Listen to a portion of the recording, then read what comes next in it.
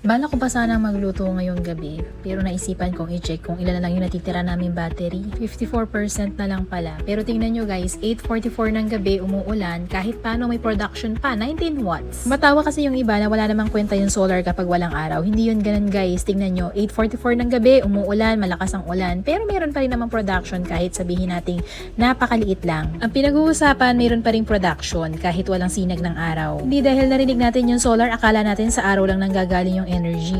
Dahil 54% na nga lang at electric cooker din yung gagamitin ko, bukas na lang tayo magluto kapag maliwanag na. Currently, sa 1 kilowatt, ang umaandar sa amin ay water dispenser, refrigerator, ilaw, 1 horsepower na aircon. As you can see, yung production and yung battery na 54% yung nagpo-provide ngayon sa kailangan namin na 1.10 kilowatt. At yung on-grid na yun yung Meralco, so wala kaming hinahatak na power sa Meralco as of the moment. Ang ibig kong sabihin, wala kaming kinokonsume na power from Meralco sa kasalukuyan. Yung 54% na yan yung backup battery na pwede namin gamitin hanggang mamayang mag-umaga. Or let's say 34% na lang yung battery dahil yung 20% ay nakalaan yan para sa brownout. So may 34% na lang kami na dapat pagkasyahin hanggang mamayang magliwanag na mas marami na yung production. Para naman hindi na kami humugot ng power from Meralco. Kaya wag na lang tayo magluto para magkasya pa yung backup power namin. Sayang din kasi yung makukonsume na power ng induction cooker. O siya, bukas na lang matulog na nga tayo. Hybrid setup nga pala to guys.